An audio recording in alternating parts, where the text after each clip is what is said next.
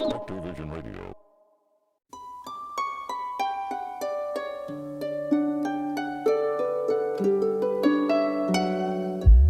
Welcome to Gods, Ghosts, and UFOs, the podcast where we talk about all the things they said weren't real. My name is Jordan Peterson. No, not that Jordan Peterson. And today we have a guest. I am thrilled to introduce Joe Hickey-Hall, a folklorist, researcher, and social historian with a long-held interest in the relationship between supernatural experience, local landscape, and oral tradition. She is also the host of the truly wonderful Modern Fairy Sightings Podcast, where she gathers stories of the Fae in great and confounding detail, all the while supplying a degree of nuance and insight that has inspired a dedicated and growing audience, myself among them. Joe, I am thrilled to have you with me here today. Thank you so much. What a lovely introduction. Thank you. Yeah, I'm really excited to be here too. We've been trying to make this conversation happen for, I think, a year. We have, and it's been a crazy year actually when I think of all the things that have happened this year, and I'm kind of still in the midst of kind of getting the book to completion. It's sort of written now, but it's the editing process, and I have it this week, in actual fact, and it's been a whole year of juggling, but I'm really sorry to miss Mallory, but I'm really glad that we could make this work tonight. We'll just have to assume that this will go well enough to warrant a part 2, and Mallory can join us for that one. And maybe Tom too, because I know he was very much looking forward to this conversation before he decided to leave the show. So just to kick us off, I wanted to tell you a little bit about myself, which you may or may not know. I've mentioned it on our own show a number of times, but I wouldn't expect you to necessarily have known this. I studied film for 7 years, and I still go to the theater at least a couple times a month. Thank you, AMC A-List. Feel free to sponsor the show. And I spent several years hosting a movie review podcast called Nerd Critic, which GGU superfans can go look up if you guys want. Maybe I'll put a link in the notes. Anyway, a question I have truly learned to hate is, what's your favorite movie? How could I possibly pick a favorite? What does that even mean? How dare you ask me to reduce the passion of my life to some kind of one-liner? So, Joe, what's your favorite Modern Fairy sighting? Ooh. My go-to, to be honest, which was always sat on my website. I have a website that I've never kind of updated. It's scarletofthefae.com. And I used to have it on there, and it's a clip from the Fairy Faith documentary from about 2000. I'm afraid I can't remember the director's name at this point. But there was a guy interviewed on there who was just like your, average guy, very unassuming. I think he was from the north of England, and he was sitting in Scotland for this clip. And he was talking about the time he was just sat on this hill, kind of, looking at the sun. It's a beautiful sunny day.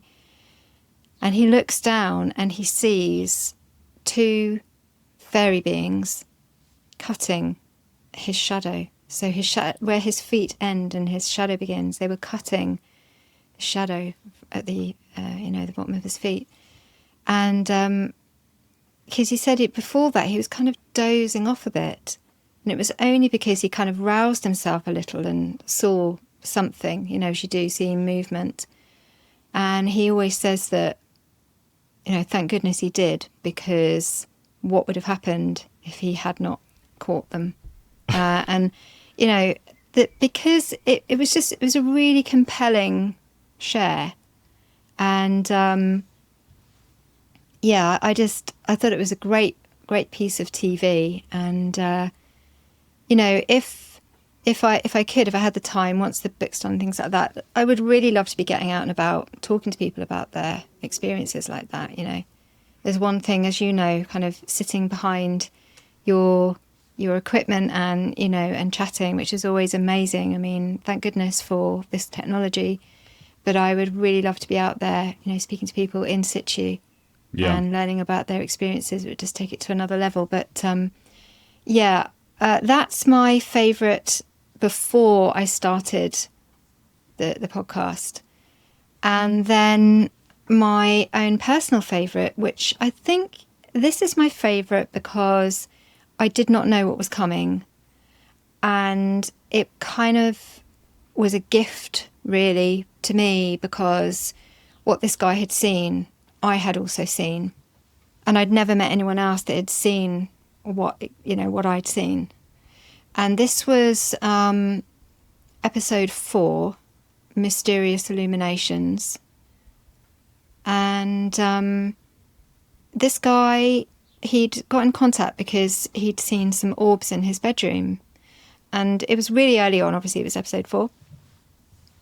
I arranged to speak to him, and so he told me about, these orbs that had come into his bedroom and what that was like for him.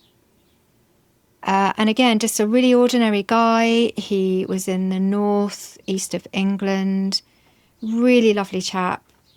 And then he kind of starts to tell me about, he was in an ancient woodland just near his home with his best mate. They'd gone for an evening walk.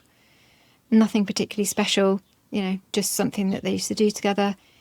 He looked down, because they were kind of on a hill sort of thing, in a sort of this forest area.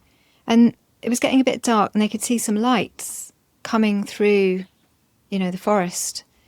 And I was like, what is that? Oh, there's got to be kids messing around or something. Yeah, it must be kids.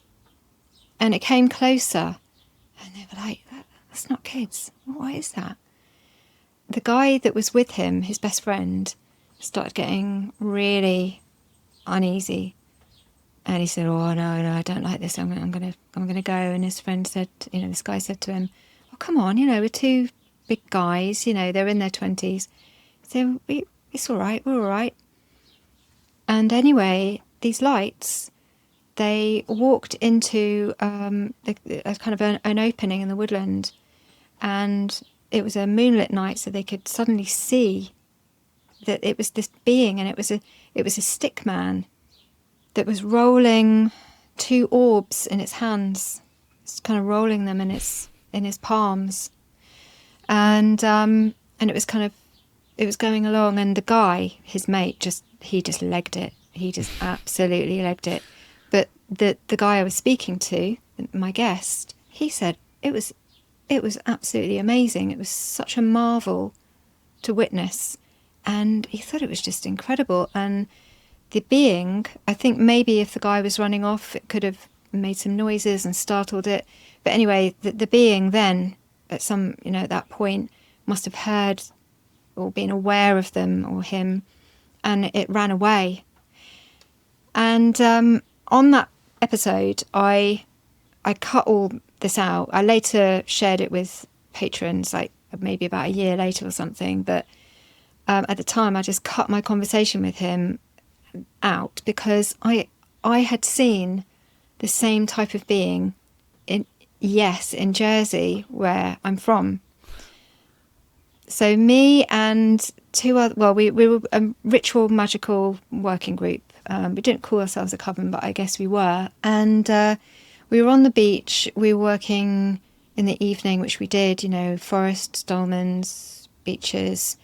And we'd set up the fire, and it began to rain. And so we stepped up to the side of the beach under some trees, just waiting for the rain to pass. And we were kind of just chatting away. There was about, I'm going to say maybe 5 or 6 of us, probably 6, because I was stood with 2 guys who, the guy that kind of ran the group or sort of guided us in the group, who was a really good friend, and then this other guy that was also in the group. So we were just chatting, and all 3 of us saw this stick being run down the beach. Now the beach kind of sloped like this off towards the sea. So this being ran from around the top of the beach towards the water and just disappeared. But it ran with such a strange gait that we all started laughing. I said, oh, did you see that? Did you see that? And so I said to this guest, what did it run like? And he said, oh, it had a really strange, he described the same way that it ran, which to me was just like, this is clearly a being that is definitely in Jersey, because I've seen it. It is definitely in the northeast of England, because he's seen it. And I really believe that he, how could he have known, and I've spoken to other people who have seen these stick figures, but they do seem to be very nervous and just really strange, awkward way of moving. So anyway, that's a bit of a long answer there, but no, that's exactly what I was hoping for. May I ask some follow-up questions? some relatively urgent feeling follow-up questions to me. What does the stick being look like? Like I'm imagining like a drawn stick figure, like Roger Rabbit, but with a stick figure superimposed in like the real world. But that might not be accurate. So yeah, how would you describe it? It was a very sort of thin, like around about the same size as a man. Okay, so not tiny. And it was like thin, but made of sticks, literally. The head, like literally made of sticks. Literally made of sticks. The arms, the legs. It's interesting because my husband's trying to draw it at the moment for the book, and every time he tries to draw what it looked like, it's just not what it looked like. It's really strange. You think, oh, well, it was just a bunch of sticks then, but it's just not. It's very, very hard to, and I guess that is the thing with these beings. You can't. It's very difficult to recreate the essence of them. Is when you're perceiving them. I can see it in my head, but it just doesn't seem to translate into words or drawings, which is interesting. And it's kind of a mark of their essence, their sort of vagueness, isn't it? So it's interesting. But yeah, just when it ran, so imagine somebody with no joints, and what that would do to the way that you move, which is why it looks strange when you draw it, because it just looks odd to see it still. It's too simplistic because it's basically, a leg out and a leg down, and same with the arms. So you can't quite capture how just bizarre it was. I mean, I've spoken to somebody who saw a tree trunk walking. That episode is I think it's called the Brazilian Ent. But that was quite different because, and again, that was a multiple witness sighting. So it's interesting because the two guys that saw this one, that was multiple witness, obviously.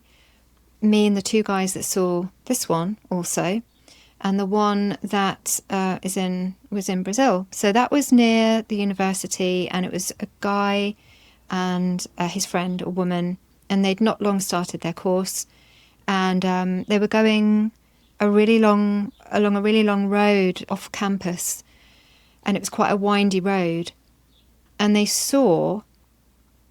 both saw this tree trunk walking along the road, and they were sort of nudging each other, can you see this? And they could both see it, and at some point it became aware of them and it changed into a man, but it wasn't. It was like, when you hear of beings that shift, but they don't quite get it right. It didn't properly look like a man, but it was trying to look like a man.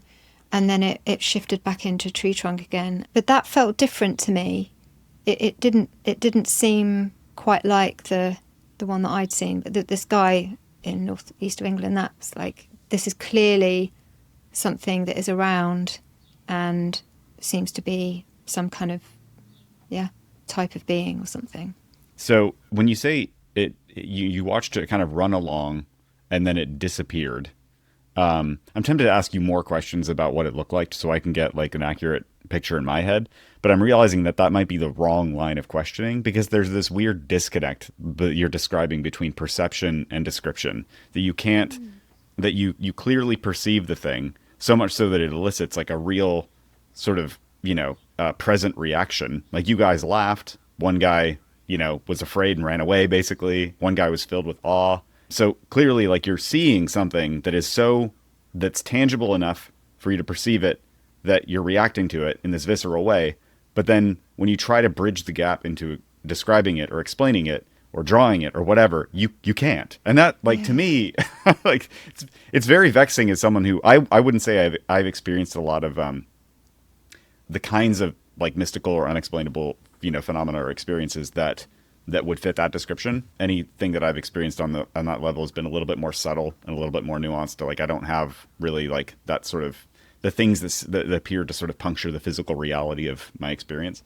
Anyway, so I'm very fascinated by this, but also very frustrated by it because I'm like, I feel like there's a limit to how it can port over to someone else. Like how that you could share that experience with someone else who didn't experience it. It's like, it's almost like it's not meant to be perfectly shared. Like that there's, for some reason, it just doesn't fit into the paradigms of communication that we built, which is very, I don't know if you have any thoughts about that, but that's what's coming up for me right now. Yeah, I think this is where when experiences are able to share with each other, you know, it becomes so valuable because we can talk about how it felt, and it's just those little details. For me, as I say, it was about the strange gait, and he got it. I didn't say it to him. I asked him first. As I say, the recording is on Patreon. I said to him, "What did it run like?"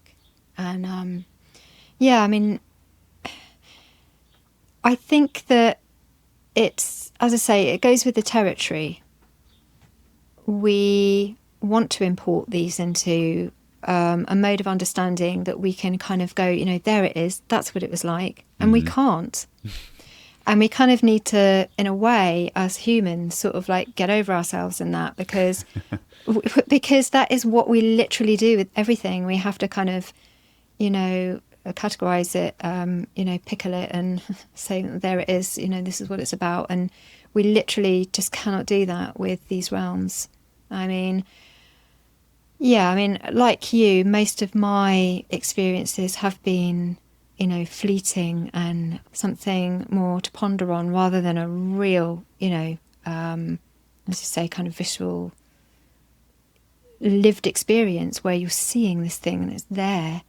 I didn't realise at the time how unusual that was because I'd already had the little green man experience by that point, which is why I'd begun working with this group, because me and the guy that he was guiding it, it was him that I went to for advice, and we ended up working together and building a group. He really knew what he was doing in ritual practice and taught me a lot and held the space so well as well. You know, we were very lucky. So I haven't had many experiences like that, and I'm glad I did. I'm not sure I really hope that I do at some point. I'm not sure, you know, I'm not sure I ever will. It's interesting that they both happened in Jersey, where I'm from. I would love your thoughts about why people react the way they do to these things. The reactions of being afraid versus being amazed or in awe. The disparate reactions of those two people seem really striking to me. They almost seem like opposites, but I think they're not opposites. They seem really closely related. And then your reaction of kind of just like, this is so funny. This is so funny looking. Like I can't help but laugh at it. Yeah. So I'd be curious about your thoughts about these different emotional responses to these sightings. There's a book by Rudolf Otto called The Idea of the Holy. And, you know, he talks about Mysterium Tremendum and Mysterium Fascinal. I hope I've pronounced that correctly, Fascinal or Fascinal, which is Mysterium Tremendum, which is something. So we're talking about, you know, what is holy, what is sacred, what is divine. His idea was that it's a primitive response, basically, to the divine. And the divine can terrify us. You know, if you think about the old stories of angel visitations and what have you, they can, you know, just send somebody mad or just absolutely terrify them in some way. And equally, we can just be overcome with ecstasy and well, at the very least, awe. And it is that when we come into contact with something, it triggers something really primal within us, and I think that we're familiar with that as well. So for some of us, it's like, oh, yeah, you know, and it doesn't seem, yes, it is awesome, but it also feels familiar. And for somebody, it's that shock, that I guess the ontological shock of seeing something and it just not matching with what we have thought about the world up to the current time. The interesting thing to say, actually, is on that, is that the guy that I spoke to in northeast England, his father contacted me maybe about a year or two, probably a couple of years later. And he had experiences. I can't remember what they were now, actually. I think he'd seen orbs. But that's a clue, because when you are brought up in an environment which is open-minded and encouraging of, kind of leaning into these worlds, or at least acknowledging that they exist, then you might maybe have more of a response like that guy did. Oh, wow, what? This is amazing. Whereas if you have been told that this is stuff to do with demons, or it's threatening, or just that you must be mad if you see this because it does not exist, and dare you question that, then, you're going to have another response, aren't you? Yeah. So I think, it's really a lot of that playing into it. That makes sense. Yeah, whatever the context that has been built up in your life up to that point is of course going to influence your reaction in the moment, which you don't really have a lot of control over, right? Like, in that moment, you don't really get to decide how you're going to react. You're like, it's going to draw up whatever the holding place has been made for that kind of experience. It's going to respond accordingly. Yeah, true. I want to go back to the stick figure manipulating or playing with orbs. And I would love to get your thoughts about the relationship between the Fae and orbs, and orbs to me feels like a really important hinge point, because it seems to be that it comes up in every conversation. So many of the conversations that we have about gods, ghosts, and UFOs.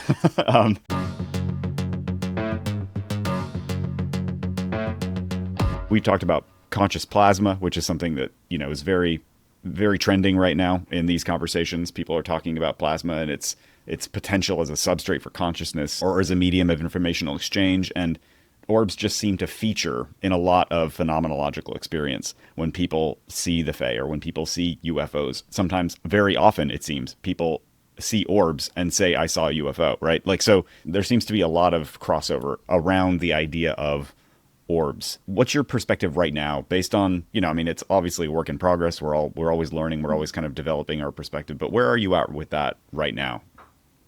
Well, my feeling for a long time has been that orbs are just the kind of the manifestation. It's like you can see different levels of these beings. So if you get, multiple witness scenario like that, some people will just see orbs, other people will see the actual being. Somebody might see a wisp of something, or someone else might just feel something, or have some other kind of sensation. So, how we could explain that is that we're seeing differing levels. We can think about, the idea of being able to sort of tune in to various levels of consciousness of whatever being we're seeing or encountering.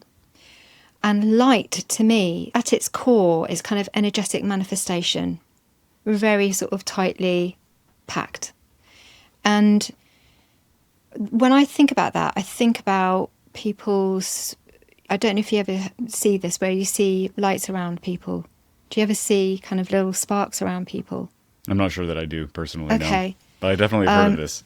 Yeah, so I learnt to see auras a long, long time ago in sort of late 90s, and it's a very simple thing that anybody can do. And a really good opportunity to try it out is if you are particularly in kind of some kind of conference situation, or, in school or whatever, where the lecturer has a white background behind them, or a white screen. What you'll start to notice, if you just let your eyes just rest and kind of go a bit, stop trying to focus, is that you will see these sparks coming out around their body. What I really love to notice is when they're talking about something that means a lot to them, that is either their deep truth, or that it really means a lot to them in some way, like it's like something to do with their essence as a human being, or as that individual. And so you get these kind of thought forms, which are just, energy, like parts of their consciousness, I suppose. So these beings, if we're seeing them as orbs, it's just that they are, not all orbs maybe, but in terms of the fact that in multiple witness scenarios, you get people seeing both, some seeing the being, some seeing orbs.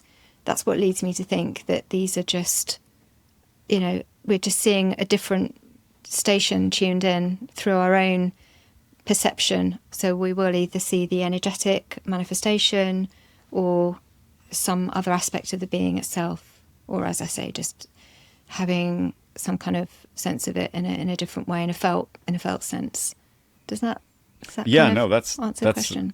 that really makes sense to me. When you were mentioning that, you could have multiple witnesses and they each see something sort of different but like related, is just the way that, I was thinking about camera filters and, like Right. if if you're seeing infrared versus UV, if you're seeing, more red band versus blue band, if you're seeing like what we already understand, the idea of narrowing a bandwidth of perception across the spectrum of light, of visible light. Yeah. And we know that there's such a broader spectrum of light that is not visible. And we also know, that there are plenty of kinds of energy that we don't consider to be visible, but maybe they are visible in a way that we haven't really Absolutely. learned to materially measure or understand yet. Yeah. I think that's a really, really insightful insight. So, apologize for that turn of phrase. But I think you're right in that, it's intelligent, isn't it? Because it is consciousness. So when people are seeing UFOs and, they do go hand in hand, you'll get orbs around fairies, you'll get orbs around UFOs. Are those orbs other fairies? I don't know. Are they aspects of the fairies that we can see? Is it something to do with their energetic system? I don't know. There's an episode called The Tall Folk and the Little People. So yeah, first of all, he saw the orbs dancing, and he'd been there playing his guitar at a dolmen, an ancient dolmen on the top of this mountain. And it felt to me like, because it was his own song that he was playing, that it was kind of some sort of offering. He was there in recognition of its sacredness. He was there at night so that the tourists weren't there and what have you. So he saw the orbs coming around as if they were interested in what he was doing, first of all. He became aware of some kind of guardian tall figures surrounding the perimeter of the location, the site. And then he, towards, later in the story, he saw these fairy beings dancing in a circle. So in this situation, he saw these different things. I mean, were the orbs later the dancing fairies? I don't know. Could be. Maybe it was something different. Maybe the orbs come in to check him out first. I don't know. But yeah, I always find that quite interesting that he saw, different types of beings and what that means.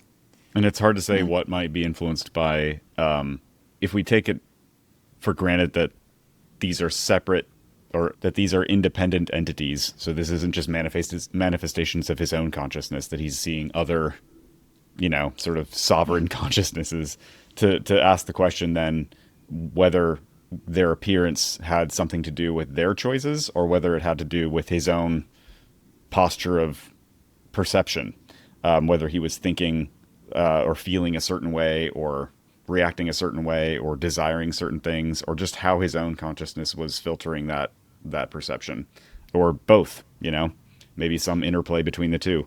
Probably both. It's usually both.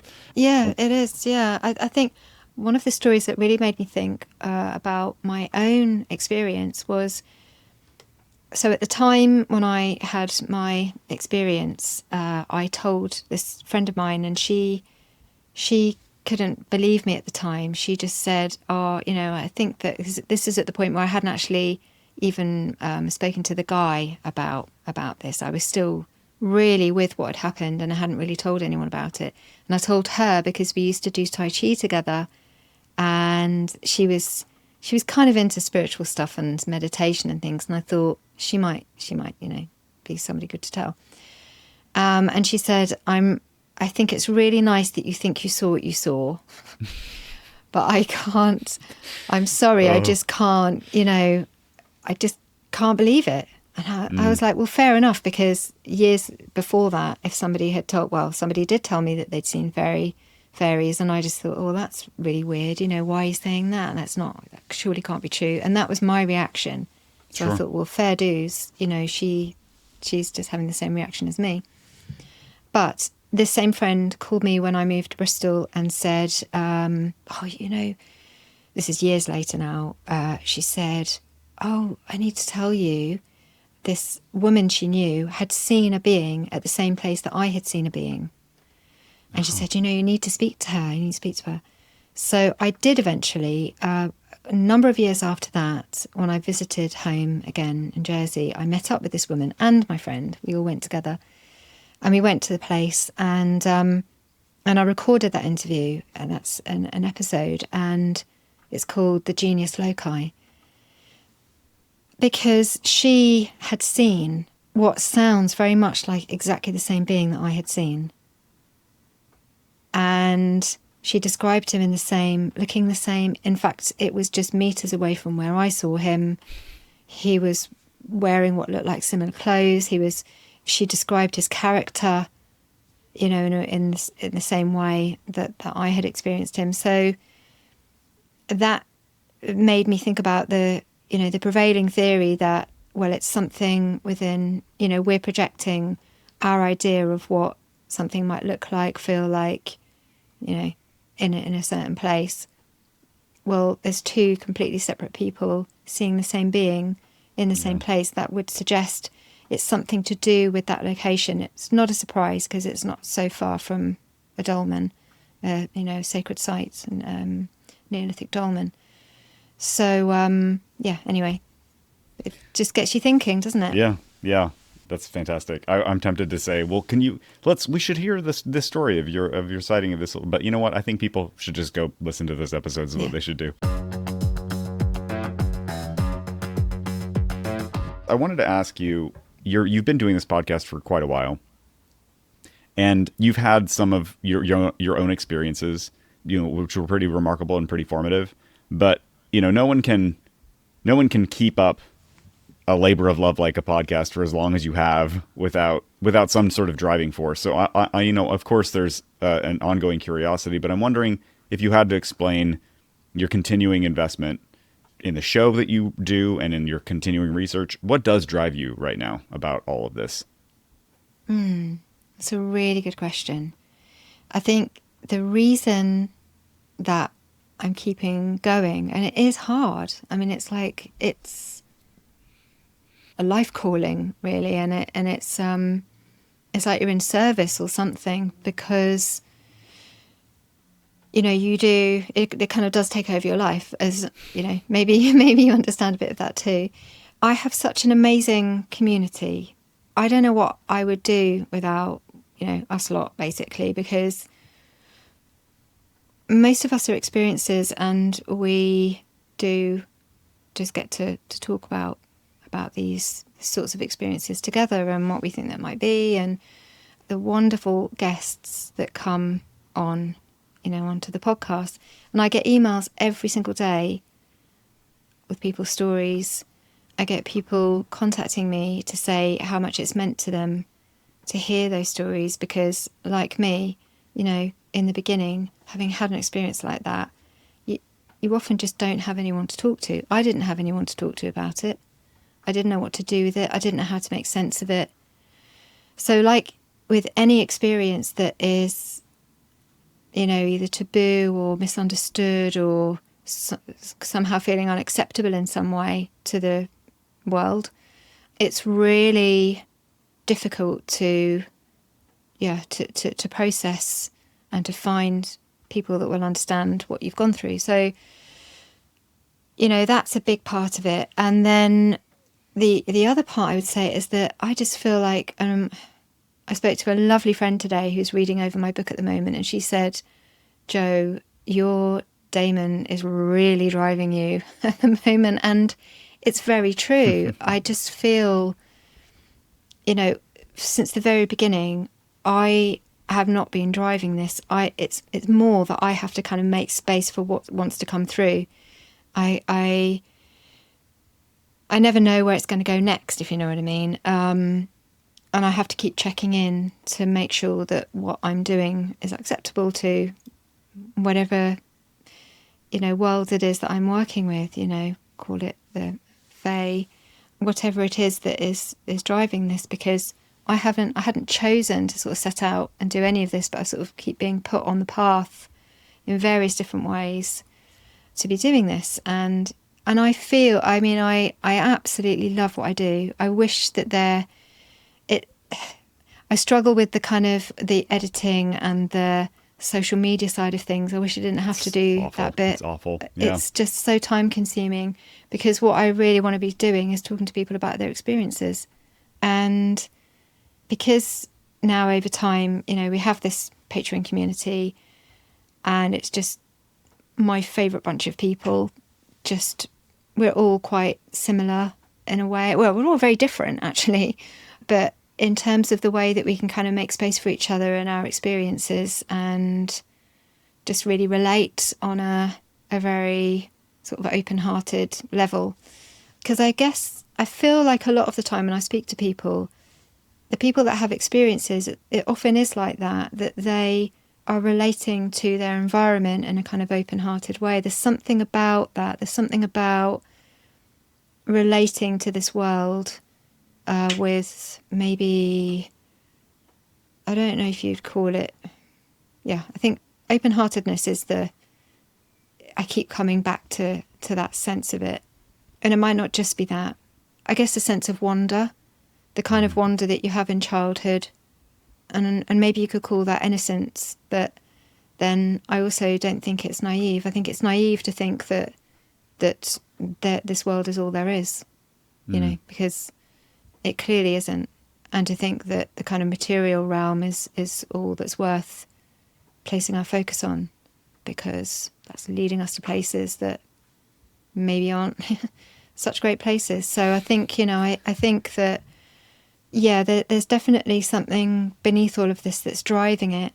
And I don't know, at some point I might go to check in and see if what I'm doing is fine with whatever is driving this, and the answer might be no, and then things will stop. I don't know what will happen, but I just very much feel it's important to be honouring these stories. As I say, as someone that really needed a space to be able to share and hear other people's stories, I know how precious that is. So you've made that space. Yeah. It started as a Facebook group, and then it kind of turned into a podcast later. Yeah. So I was tempted to put this behind the paywall, but I've got a few other questions that I'll put behind the paywall. So I'll leave it out in the open. If people who have not had necessarily the experiences that we've been talking about, people like myself, if they would like to, let's say, meet the Fae, so to speak, in a safe and positive fashion, what should they do? I know you probably get this question all the time, and so I'm asking you to distill your wisdom into a step-by-step guide on the spot with no warning. Go. I have put a few tips in the back of the book. I have put a few kind of recommendations. What I would say is find somewhere that you start with nature. Just find somewhere in nature that you feel safe within, somewhere, it could be somewhere, it could be your garden, if you were lucky enough to have a garden. It could be your local park, or, a forest, as long as somewhere that you can sit and feel safe to just be. Maybe just kind of put your back against a tree and feel it. One exercise that I talk about in the book is feeling yourself going in and down, into the roots. Or just sit and watch a bird, really just focus on this bird, or just focus on the way that the leaves are moving, and just imagine if you were in this place and this place were conversing with you, what would it say? Just allow yourself to kind of play with these ideas. And you might just start to feel that you're beginning to relate, to this place. And if you can do that and practice that, then you might just become aware of the sort of personality of the place. And you might want to go there more often and leave offerings of some kind. And they don't have to be physical objects. You could go and just, place your hand on the ground and, give the ground your love. Or You could you could write a poem or a chant or something that is of meaning to you, something that is of value. In the fairy realm, cakes are always very welcome, especially in when my they're realm homemade. too, actually. Absolutely, yeah, especially here. It's always very welcome. So, homemade cake, butter is a good one. I was leaving butter offerings, and I got the impression that they were very well received. But I think, something that you've made yourself is nice to leave, and something organic that can break down into the environment. So mind, if you're taking physical, even if they are food or not food, just make sure that they are, it's organic material that can break down, that you're not leaving rubbish. And a really big tip, actually, if you're starting a relationship with any landscape, is while you're there, take a bag with you and pick up litter. Be careful, because there can be sharp things when you pick up certain objects like crisp packets and things. You have to be really careful, because I know someone that got injured that way. But do pick up rubbish while you're there, because that is an offering in itself. And it's very, it's really important. And I always feel that is very well received too. But over time, you can build up these relationships and something might happen. Just kind of look out for those sort of feeling sensors around it. You could even maybe, the next time or one time that you're there, draw a picture of whatever it is that caught your imagination, or bring a leaf home with you from that tree or something like that. And you could sit with it before bed, and you could ask it, to come into your dreams, because that is one way that we begin to open to these worlds that most of us, we all open to these worlds. So bit by bit, we can get used to working with the non-material realms, and that might just be the entrance point. But most of all, I would say, just trust your instincts with things.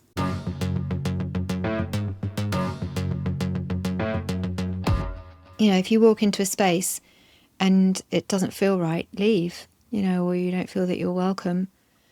And, I say that can change over time too. I've been to dolmen sites before and just felt like, I'm not sure, this kind of feels quite pokey. This feels like it's not, there's something to this, something that's not quite sure. And sometimes it literally is that the landscape is checking you out.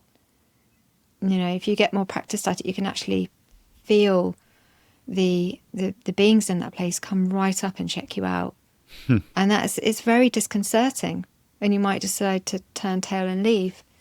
But if you feel called back there again another time, then trust that too. Well, you might find, things start to open up a little more, or not. So just kind of go with what feels right, really.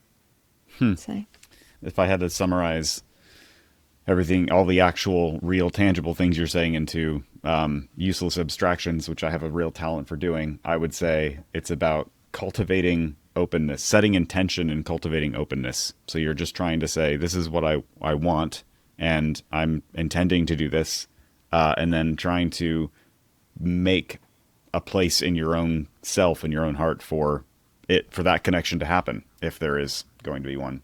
Well, I guess just on that, I mean, we're so used to kind of marching into places and maybe sort of saying, right, I'm here, I'd like to, have an experience, and we have to think about it in terms of just introducing ourselves first. Right, yeah. Rather than kind of going there with definitely setting the intention to do good, of course, but not necessarily for an expectation that anything will happen, because we wouldn't do that with another, like your neighbor. Exactly. So just walk into your neighbor's house and be like, hey, let's meet. Yeah, exactly. So I think, you just go with, as you're saying there, good intention, and just introduce yourself, and then see what happens. Yeah, I like that. I guess the final thing I'd like to ask you about before we wrap up our free portion of the episode, I would love to ask you about whether you think that the Fae is a manifestation of living things that we can already identify? Because it seems like a lot of the experiences people have are in places where there is a lot of life anyway, like, or a lot of life has lived or is living, places like old growth forests, places that have just a deep history with a lot of, variety of different kinds of life, including human life. And I'm wondering, you talk a lot about place and location, like going to an actual place, and treating that place as almost as though it's kind of like it's part of the entity that you're trying to have some kind of connection or communication with. It seems to be that, I don't know. I'm struggling to imagine, a modern fairy, so to speak, like traveling around the world, like seeing the sights, right? Like it's about like that this is where they are because it's kind of like this is what they are almost. I don't know if does that resonate at all? Do you think? Yeah, we do tend to think of fairies cropping up in nature spots, and that is often the case, but it's not always the case. Okay. It's almost like if we're visiting that spot, and you picked up there that often these places are not very, often tread by human beings, and there's something about the richness of a place where that's the case, and the potency of presence seems stronger. But also, they do appear in cities too. And there was one episode called Terrified by Goblins in My London Flat. Now, you could talk about the location in that point as well, because it was near a crossroads in London. And I think that we figured that it was something to do with the flow of water as well, if I remember rightly. But most importantly, these beings appeared at a threshold of her bathroom. And they often do appear around all sorts of thresholds, and we go into this in the book as well. And also, this was at a transitional time in her life. So, yes, they're in place and in nature. And, it's kind of, our understanding of that is really through sort of theosophy, Blavatsky and Rudolf Steiner. And, they in turn, were inspired by the ideas of Paracelsus. So, that's the kind of elemental beings. And they are that, but they're not just that. So that's just one kind of level of understanding.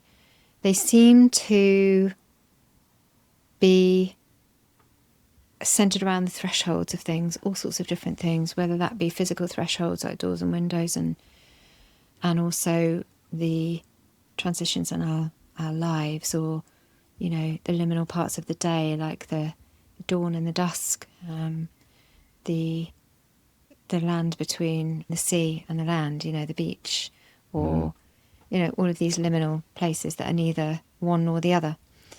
So I think this is why they crop up in other situations other than your forests and your, sacred sites and what have you.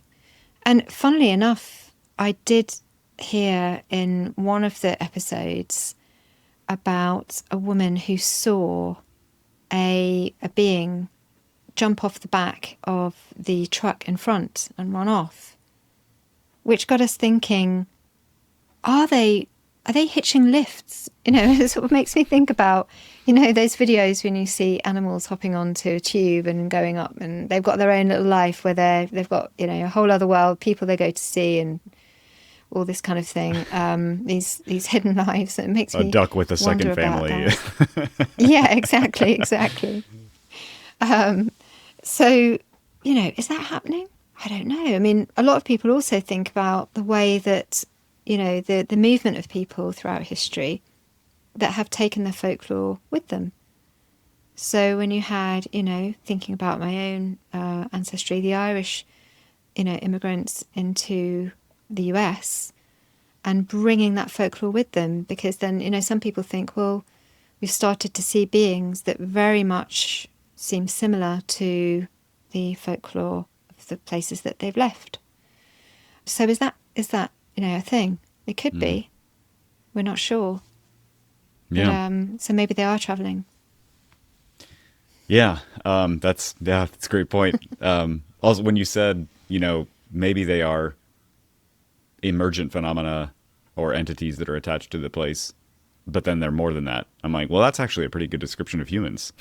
We are emergent phenomena of the place, where we're born, our people, our culture, the material of our world that goes into, we are what we eat, so to speak, but then also we're more than that.